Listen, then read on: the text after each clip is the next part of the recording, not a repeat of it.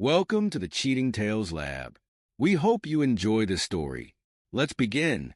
Jack Thornton's sensible sedan rolled into the driveway of his modest suburban home at 4:30 p.m. on a Wednesday. The 35-year-old high school history teacher sighed. This wasn't how the annual Gettysburg field trip was supposed to end. "Damn you, Tommy Hawkins," Jack muttered, remembering the sickly pale face of the freshman who decorated the tour bus floor with his lunch.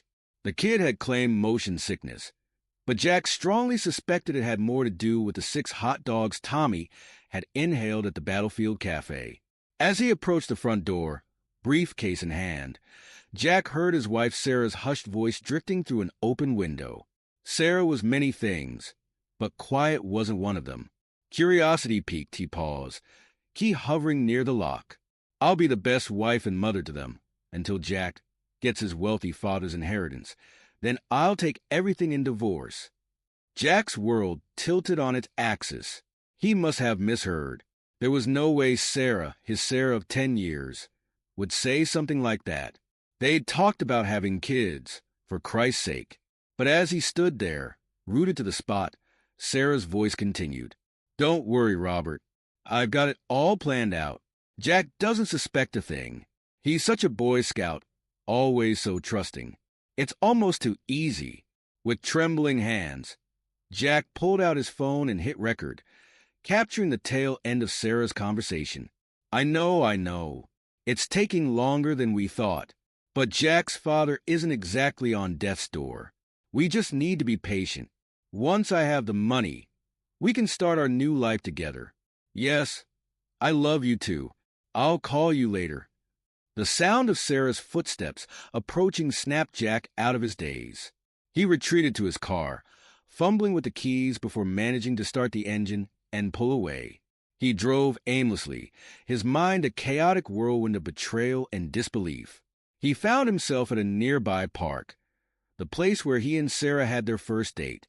The irony wasn't lost on him as he parked and stumbled out of the car. He collapsed onto a bench, his legs suddenly too weak to support him. With shaking hands, he replayed the recording. Each word was a dagger to his heart, confirming that he hadn't imagined it. His wife, the woman he'd pledged to love and cherish till death do them part, was nothing but a gold-digging fraud. As the sun began to set, casting long shadows across the park, Jack pulled out his phone again. This time, he wasn't recording. He was researching. Divorce laws, inheritance rights, anything that might give him an edge in the battle he knew was coming. He'd never been one for confrontation. He was a history teacher, for God's sake. He dealt in facts and dates, not legal warfare. But as he sat there, watching families stroll by and couples holding hands, something hardened inside him. He'd be damned if he'd let Sarah and this Robert character take everything he'd worked for. By the time darkness fell, Jack had a plan. It wasn't much, but it was a start. He'd need help, though. Professional help. And he knew just who to call. The next morning found Jack sitting in the sleek, modern office of Diane Lopez, divorce attorney extraordinaire. She had a reputation for being a shark in the courtroom, which was exactly what Jack needed right now.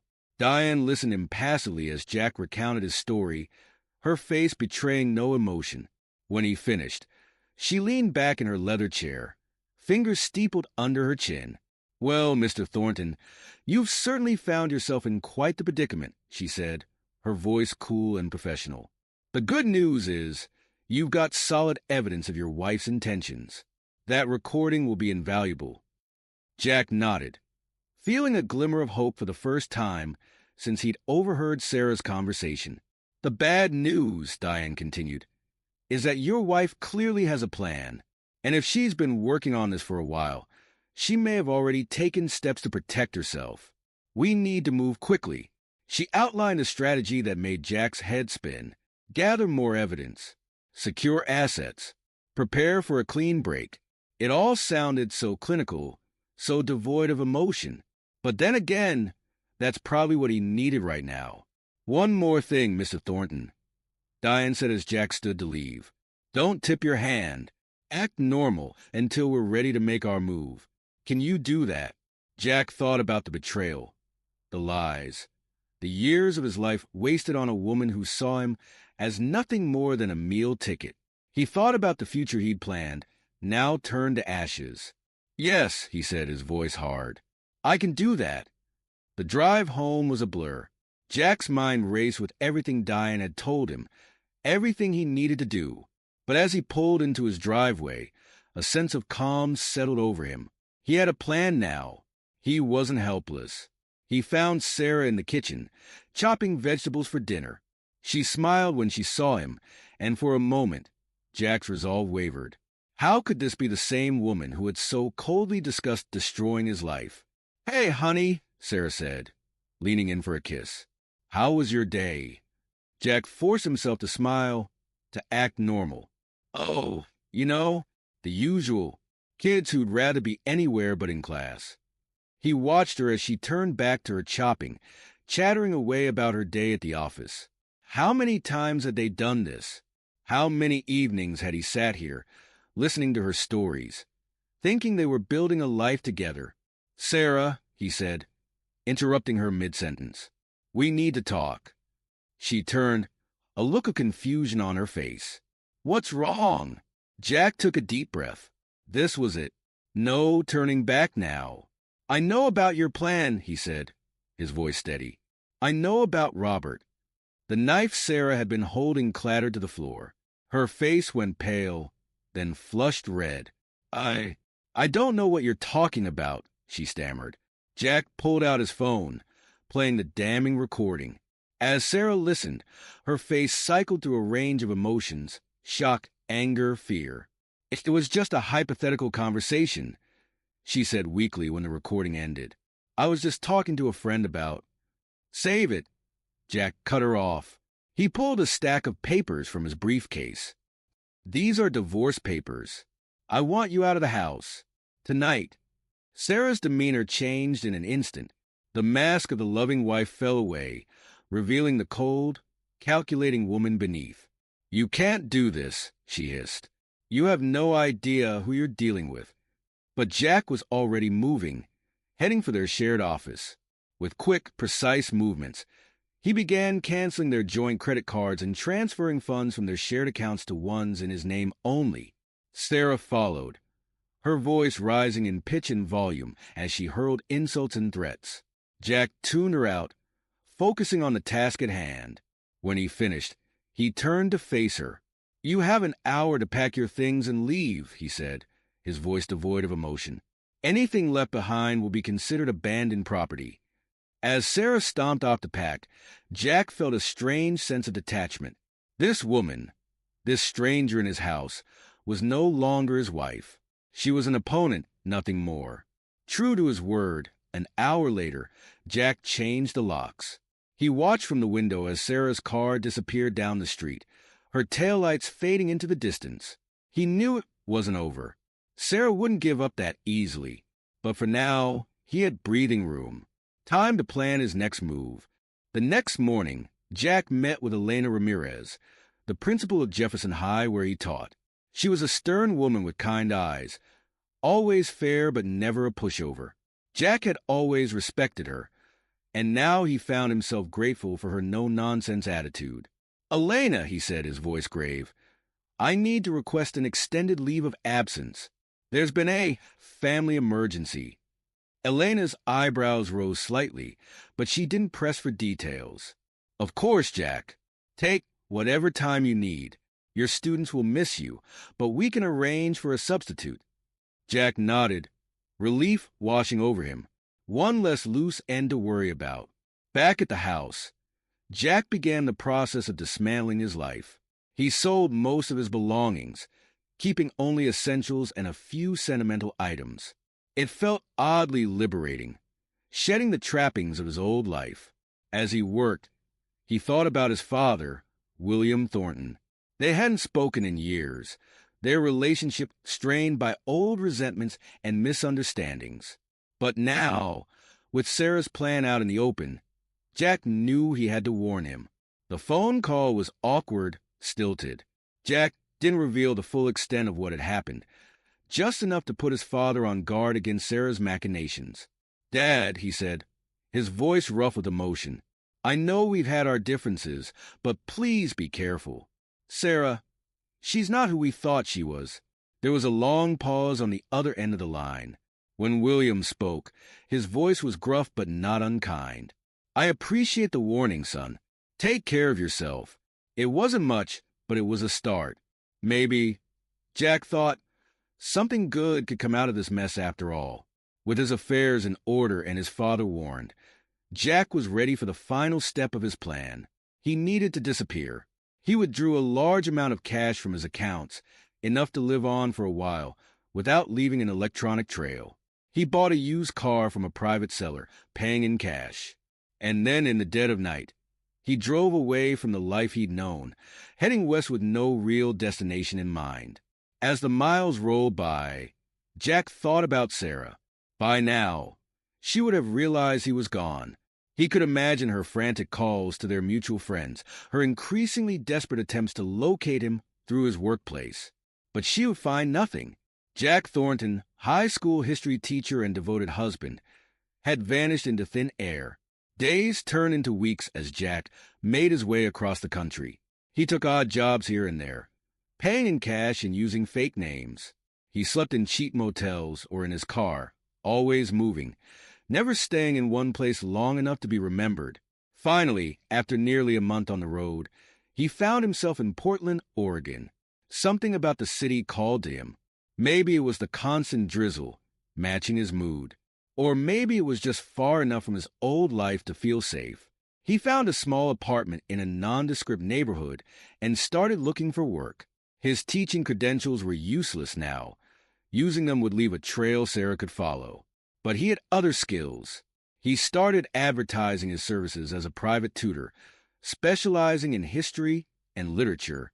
Slowly, cautiously, Jack began to build a new life. He made a few acquaintances, though he was careful to keep everyone at arm's length. He couldn't risk getting close to anyone, not when his past could come crashing down on him at any moment. At night, alone in his sparse apartment, Jack would sometimes think about Sarah. He wondered if she was still with Robert, if they were already spending his father's money. He wondered if she ever felt guilty about what she'd done. But mostly, he thought about the future. For the first time in his adult life, he was truly on his own.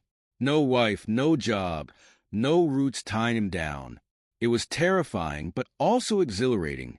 He had a chance to reinvent himself, to become someone new.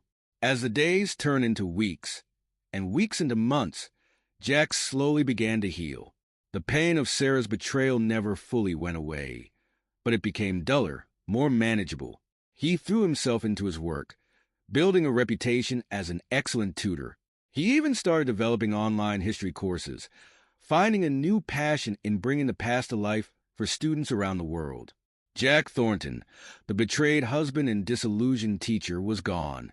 In his place stood a new man, one forged in the crucible of betrayal and determination. He didn't know what the future held, but for the first time in a long time, he felt ready to face it. Jack Thornton stared at his computer screen, the harsh glow illuminating his face in the dim Portland apartment. At 41, his hair had a bit more gray, and lines had formed around his eyes. But those eyes still held the same intensity they had 6 years ago when he'd fled Cincinnati. The clock on his desk read 2:17 a.m. Another late night, working on his online history courses. Who knew that abandoning his teaching career would lead him here?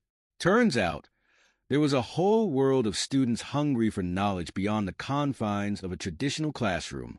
His phone buzzed, startling him. Who the hell would be calling at this hour?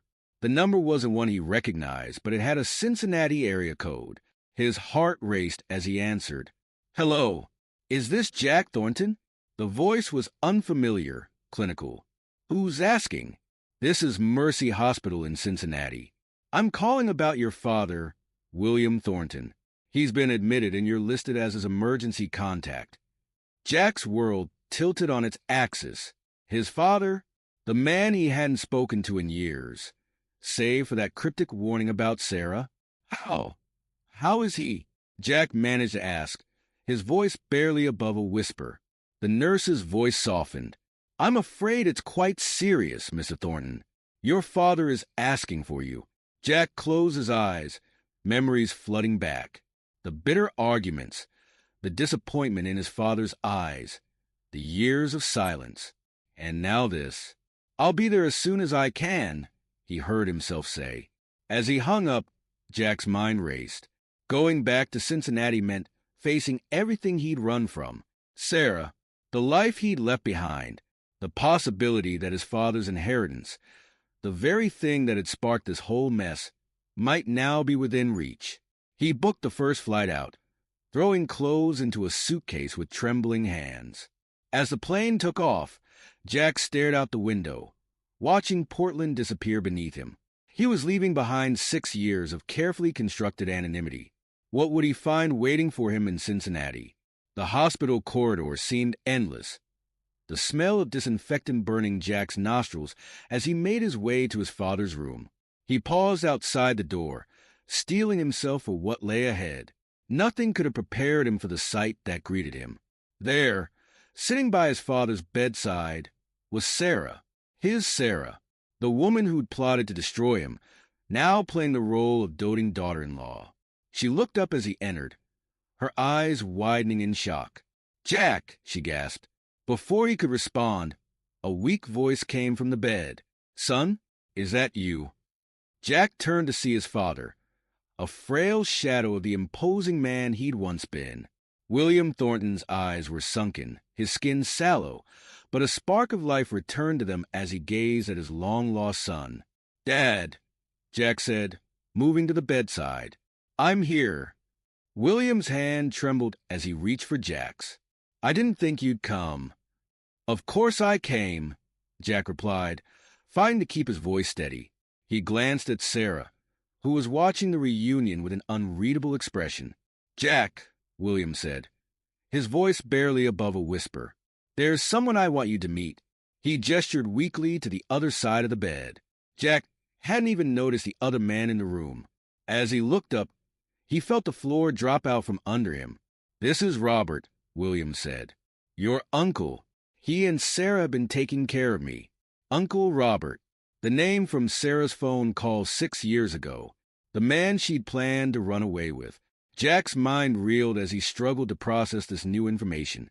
Robert stepped forward, offering his hand. "It's good to finally meet you, Jack. I've heard so much about you." Jack shook the hand automatically, feeling as if he'd stepped into some bizarre alternate reality. His uncle, the man his wife had been having an affair with, was his own flesh and blood. As the shock began to wear off, Jack's analytical mind kicked in. He observed the way Sarah and Robert stood slightly apart, the nervous glances they exchanged. It was clear they'd been working together, manipulating his father for years. A movement caught Jack's eye. A nurse had entered the room, her dark eyes taking in the tense scene. She moved to check William's vitals, offering Jack a sympathetic smile. "I'm Maria," she said softly. "I've been taking care of your father. It's good to see him smile again." Jack nodded, grateful for the momentary distraction. As Maria worked, he noticed her watching the interactions between Sarah, Robert, and his father with a furrowed brow. She seemed to sense the undercurrents of tension in the room. As Jack stood there, surrounded by the ghosts of his past and this new, unexpected player, he made a decision. He couldn't run away again. Not this time. His father needed him, and he needed answers. "I'm staying," he announced, meeting Sarah's startled gaze. "For as long as it takes." Robert clapped him on the shoulder, a gesture that made Jack's skin crawl. "That's wonderful news, nephew. We have so much catching up to do." Jack forced a smile, his mind already formulating a plan. He'd come back to Cincinnati to say goodbye to his father.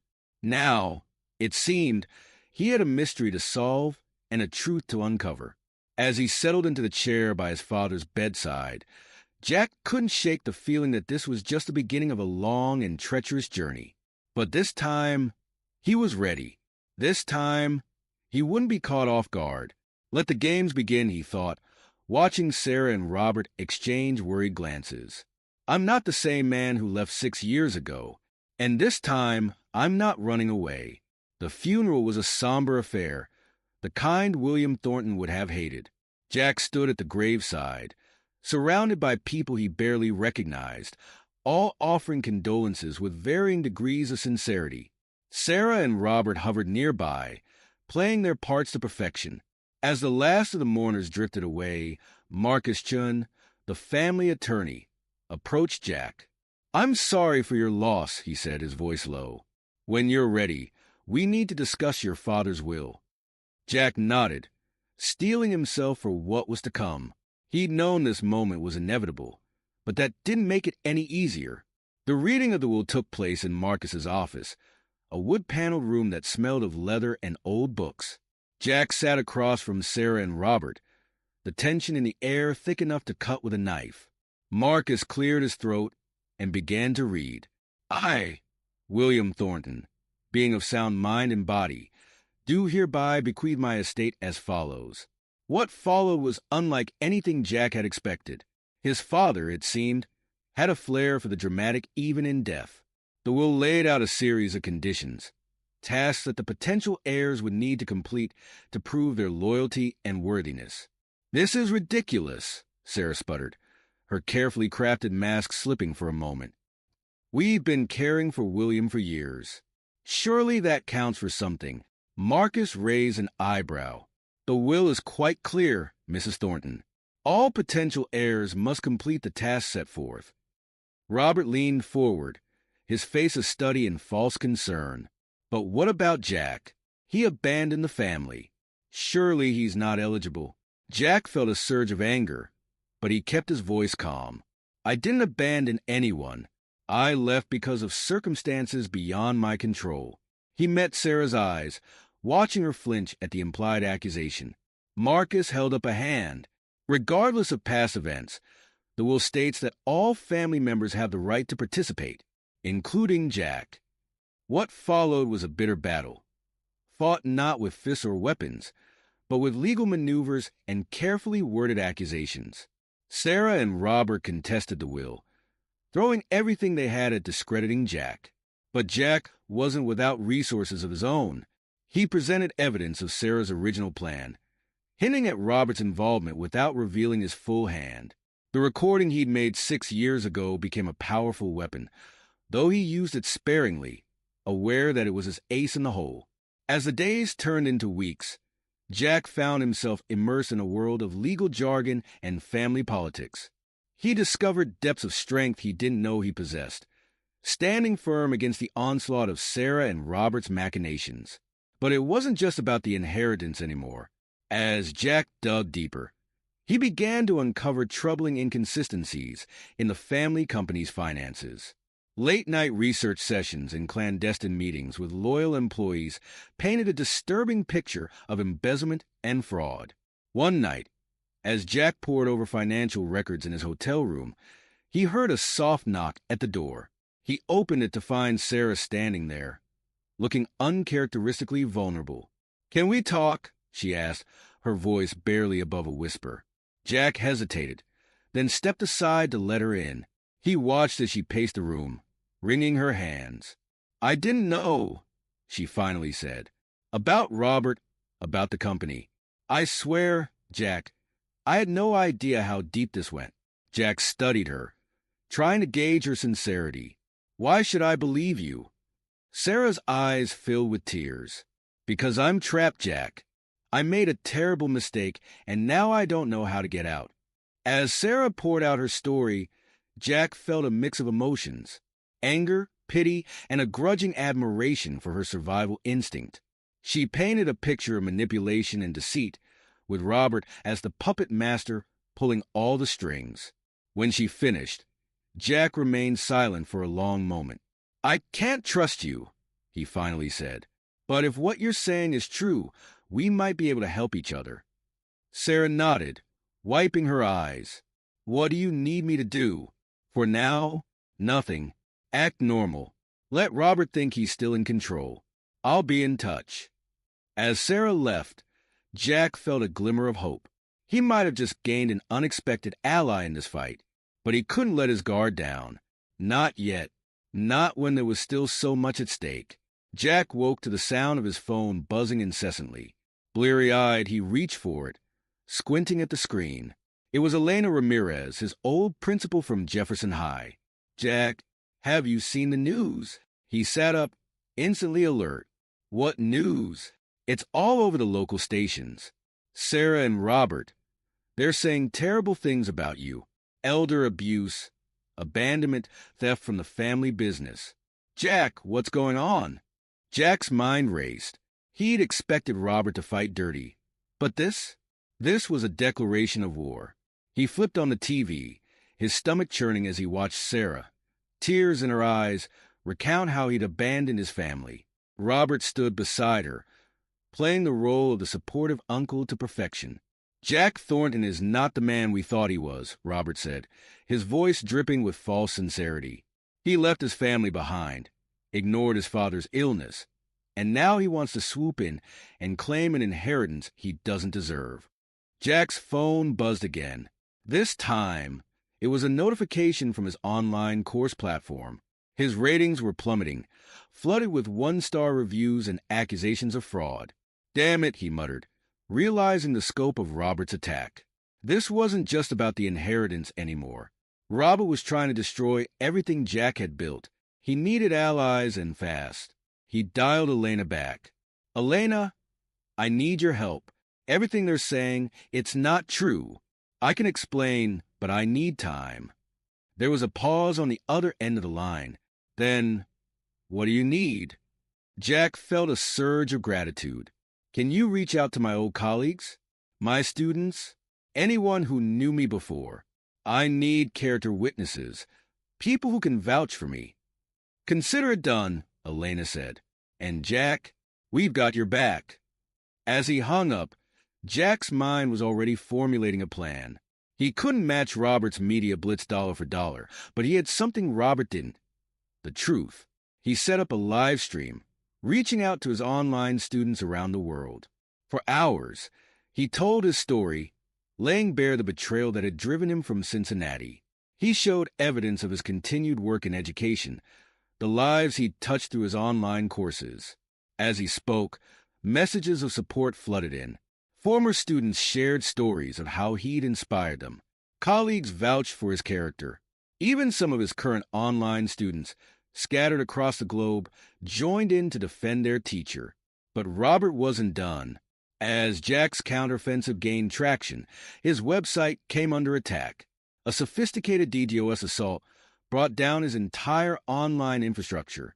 Jack was at his wit's end when his phone rang again. This time, it was a voice from the past. "Jack, it's Mike. Mike Lawson. Remember me?" Jack's mind flashed back to summers spent playing baseball, shared confidences, a friendship that had once seemed unbreakable. "Mike, yeah, of course. It's been a long time. Listen, I've been seeing what's happening on the news. It doesn't add up. The Jack I knew would never do the things they're saying. I'm a detective now. If you need help getting to the bottom of this, I'm in." Jack felt a weight lift from his shoulders. "Mike, you have no idea how much that means. There's a lot I need to tell you." As Jack filled Mike in on the details of the past 6 years, he felt a glimmer of hope. The tide was turning. Robert and Sarah had overplayed their hand, and now the truth was starting to come out. But Jack knew this was just the beginning. The real battle was yet to come. As he ended the call with Mike, he steeled himself for what lay ahead. The inheritance, his reputation, his very future. It was all on the line. But for the first time since he'd returned to Cincinnati, Jack felt ready. He had allies. He had the truth on his side. And he had a score to settle. Let Robert and Sarah bring their worst, he thought. "I'm not running anymore. This ends here, one way or another."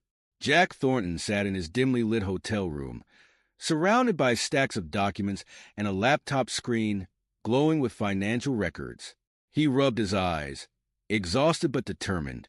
The inheritance battle had taken its toll, but he knew he was close to uncovering something big. A knock at the door startled him.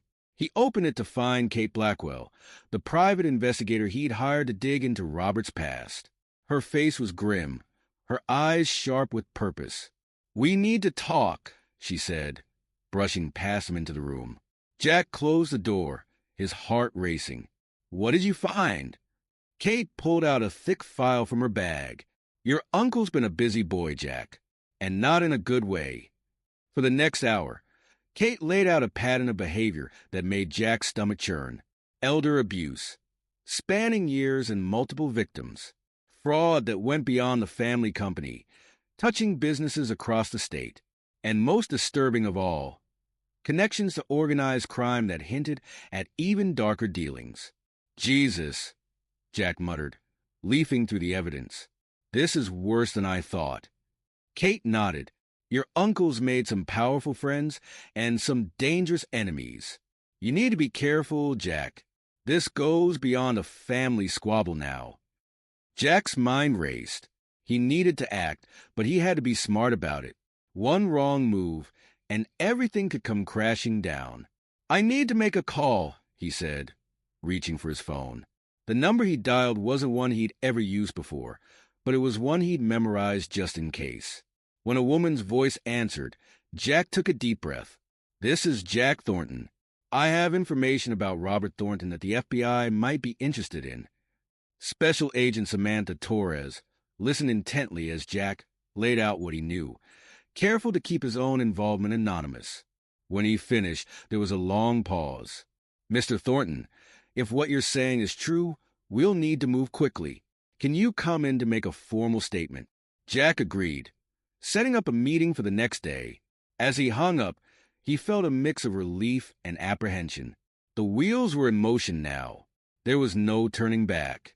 Over the next few weeks, Jack found himself living a double life.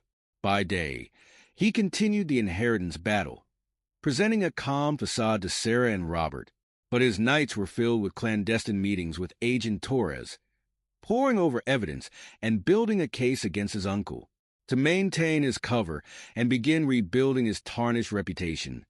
Jack started volunteering at a local veteran center. The work was rewarding, giving him a sense of purpose beyond the legal battles and investigations. It was at the center that he ran into Maria Gonzalez, the nurse who had cared for his father. She was there visiting her grandfather, a Korean War vet. "Jack," she said, surprise evident in her voice, "I didn't expect to see you here." He explained about the volunteer work, watching as her face softened with understanding. "That's wonderful," she said. "These men and women, they've been through so much. It's good to see someone caring for them." As they talked, Jack found himself opening up to Maria in a way he hadn't with anyone since returning to Cincinnati. She listened without judgment, offering support and, occasionally, valuable information about Robert's visits to the hospital during William's illness.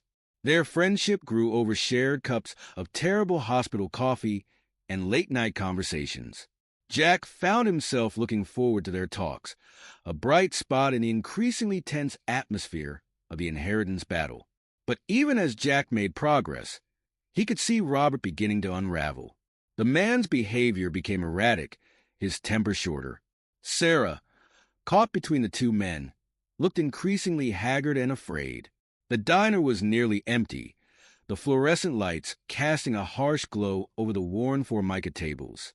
Jack sat in a booth near the back, nursing a cup of coffee gone cold. His eyes flicked to the door every few seconds, tension coiling in his gut.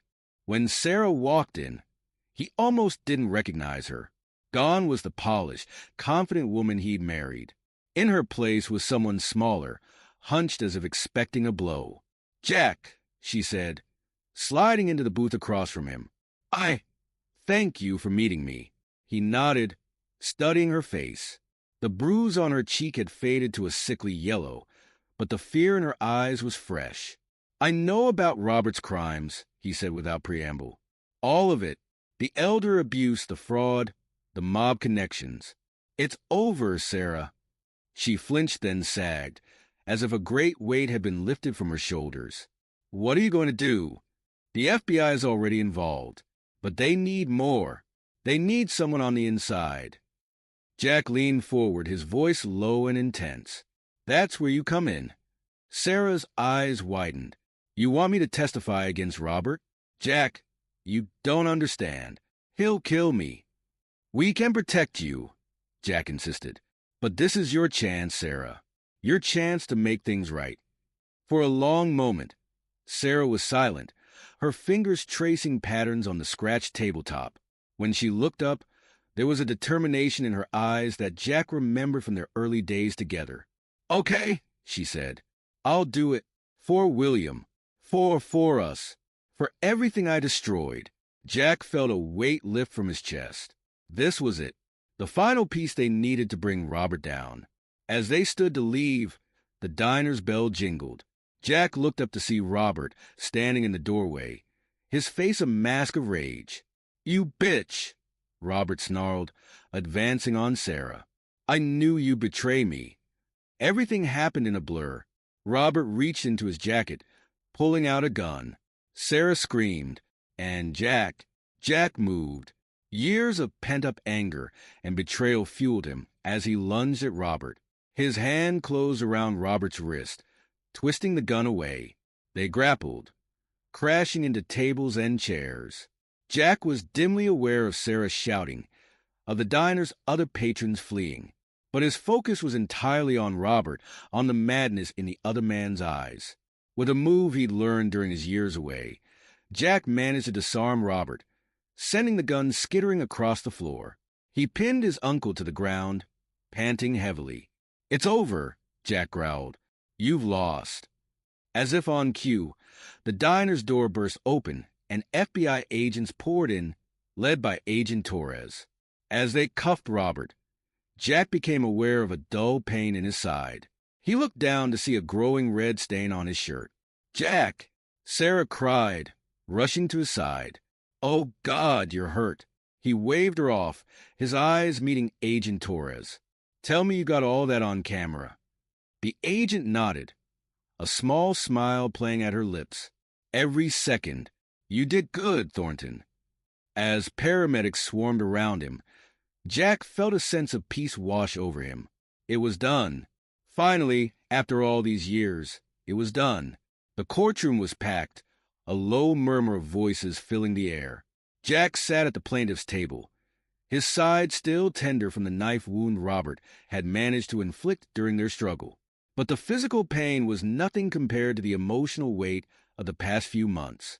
As the judge entered and called the court to order, Jack's eyes swept the room. Sarah sat on the defendant's side, looking small and defeated. Robert, in his prison jumpsuit, glared daggers at anyone who dared meet his gaze. The proceedings moved quickly. FBI agent Torres presented the evidence gathered during their investigation, laying out a damning case of embezzlement, elder abuse, tax evasion, and attempted murder. When it was Jack's turn to testify, he stood tall, his voice steady as he recounted the events that had led them all to this moment. The recording of Sarah's phone call from 6 years ago played through the courtroom speakers, and Jack watched as the color drained from Robert's face. But the real surprise came when Marcus Chun, the family attorney, took the stand. The normally unflappable lawyer looked nervous as he cleared his throat. Your Honor, he began, I have a confession to make. For the past several years, I've been gathering evidence against Robert Thornton at the behest of the late William Thornton. A gasp went through the courtroom. Jack leaned forward, his heart pounding. Marcus continued, his voice growing stronger. William suspected Robert's criminal activities long before his death. He made me promise to keep silent until the truth could be revealed in full. The evidence I've collected corroborates everything Mr. Jack Thornton and the FBI have presented. As Marcus detailed years of Robert's misdeeds, Jack felt a complex mix of emotions. Grief for his father, who had known the truth but couldn't share it. Anger at the years of deception. And a bittersweet pride that William had, in his own way, been looking out for Jack all along. The judge's ruling, when it came, was decisive. Robert was found guilty on all counts, facing decades in prison. The family business and William's entire estate were awarded to Jack, as the only remaining heir untainted by criminal activity. As Robert was led away in handcuffs, still hurling threats and insults, Jack felt a tap on his shoulder. He turned to find Sarah standing there, tears streaming down her face. Jack, she said, her voice breaking. "I know I have no right to ask this, but can you ever forgive me?" Jack looked at her for a long moment, seeing not the woman who had betrayed him, but the girl he had fallen in love with all those years ago. He thought of all the pain, all the lost years, all the what-ifs that had haunted him. "Sarah," he said finally, his voice gentle but firm, "I forgive you, not for you, but for me. I need to let go of this anger if I'm ever going to move on, but forgiveness doesn't mean forgetting. We can't go back. You understand that, right?" She nodded, a sad smile on her face. "I understand. Thank you, Jack, for everything." As Sarah walked away, Jack felt a chapter of his life closing, but instead of sadness, he felt a sense of possibility. He had his father's legacy to uphold, a chance to do some real good in the world. In the weeks that followed, Jack threw himself into establishing a foundation for education and elder care. He used his inheritance to fund scholarships for underprivileged students and to improve conditions in nursing homes across the state. As he stood at the podium during the foundation's opening ceremony, Jack thought about the long, twisted road that had led him here. He thought about his father, about Sarah, about Robert, about the man he had been and the man he had become. "My father once told me that true strength isn't about how hard you can hit," Jack said to the assembled crowd. "It's about how much you can take and keep moving forward. This foundation is about moving forward. It's about taking the pain of the past and turning it into hope for the future." As applause filled the auditorium, Jack felt, for the first time in years, truly at peace. He had faced his demons, righted the wrongs of the past, and found a purpose that gave his life meaning. The story of Jack Thornton, the betrayed husband and prodigal son, was over. But the story of Jack Thornton, the man who turned tragedy into triumph, was just beginning. This is where our story comes to an end. Share your thoughts in the comment section. Thanks for your time. If you enjoy this story, please subscribe to this channel. Click on the video you see on the screen, and I will see you there.